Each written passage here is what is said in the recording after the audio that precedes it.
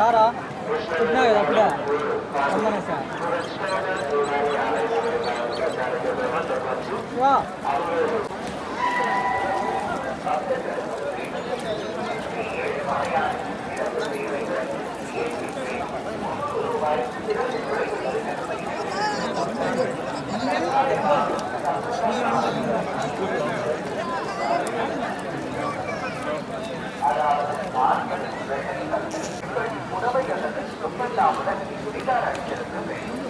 அவ்வாறு இல்லாத பட்சத்தில் ஸ்ரீ ஏழுமலையான் சேவைகளின் பங்கேற்க அனுமதி வழங்கப்பட மாட்டார்.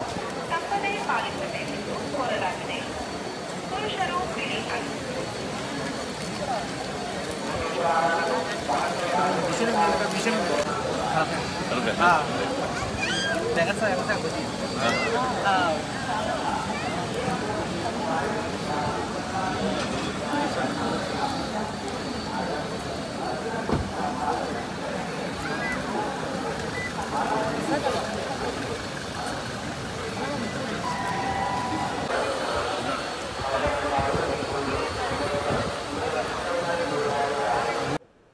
ఈరోజు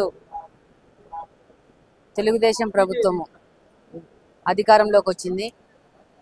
దాదాపు 5 సంవత్సరాల అంధకారం తర్వాత తెలుగుదేశం ప్రభుత్వం అధికారంలోకి వచ్చి శ్రీ నారా చంద్రబాబు నాయుడు గారి ఆధ్వర్యంలో రాష్ట్రం సుభిక్షంగా ఉండి ప్రతి ఒక్క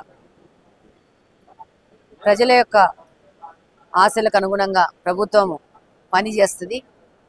ఆ ఆశాభావంతోనే ప్రజలందరూ ఈసారి తెలుగుదేశం ప్రభుత్వానికి పార్టీకి కూటమికి ఇంత పెద్ద ఎత్తున ఘన విజయం ఇవ్వడం జరిగింది.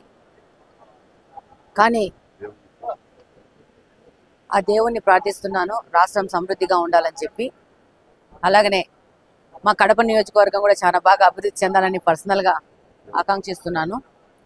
అలానే దేవుణ్ణి అందరూ బాగుండాలని మొక్కుకోవడం జరిగింది. ఈరోజు ఎలక్షన్ అయిపోయినాక 1 సంవత్సరం తర్వాత తిరుమలకు రావడం జరిగింది.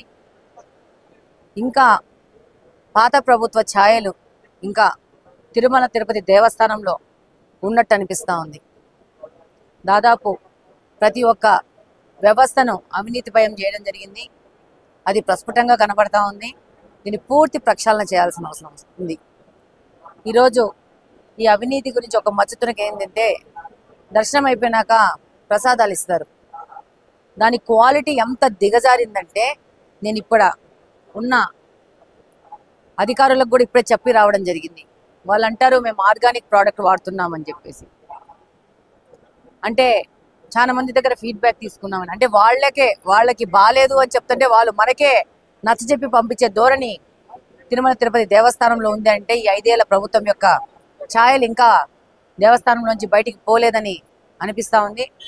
తప్పకుండా అధికారులు పూర్తి ప్రక్షాళన చేసి పూర్వ స్థితికి తిరుమల తిరుపతి దేవస్థానాన్ని తీసుకొస్తారన్న ఆశాభావంతో ఉన్నాము. అలాగనే అధికారులకు కూడా మేము లెటర్ రాస్తాము.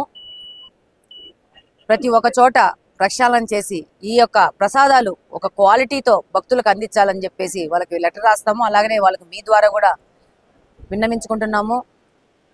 వాళ్ళు తప్పకుండా ఈ విషయాన్ని గమనించి వీటినన్నింటినీ మారుస్తారని కోరుకుంటున్నాను. Thank you very much. Venkateswara Swami దర్శనం ఎన్నో జన్మల అదృష్టం. 5 సంవత్సరాల అరాచక పాలన అయిపోయిన తర్వాత మళ్ళీ ప్రజలు కాంక్షించే తెలుగుదేశం పరిపాలన వచ్చిందని రాష్ట్రం అన్ని రకాలుగా బాగుండాలని మంచి పరిపాలన అందిస్తున్న చంద్రబాబు నాయుడు గారికి కూడా ఆయుర ఆరోగ్యాలు ఇవ్వాలని కలియుగదైవాన్ని ప్రార్థించాం. ఈ 5 సంవత్సరాల్లో రాష్ట్రం ముందుకు పోవాలని సుభిక్షంగా ఉండాలని మంచి వర్షాలు పడాలని రైతాంగం కానీ అన్ని వర్గాల వారు సుఖశాంతులతో ఉండాలని దేవుని ప్రార్థించాం. అదేవిధంగా టీటీడీలో నాణ్యతా ప్రమాణాలు పూర్తిగా దిగజారిపోతున్నాయి. గత 5 సంవత్సరాల్లో ఉన్న పరిస్థితే ఇప్పుడు కనిపిస్తూ ఉంది. దీని మీద ముఖ్యమంత్రి గారికి కూడా ఖచ్చితంగా ఒక లేఖ ద్వారా తెలియజేస్తాం. టీటీడీ ఈవో కూడా లేఖ రాయడం జరుగుతుంది.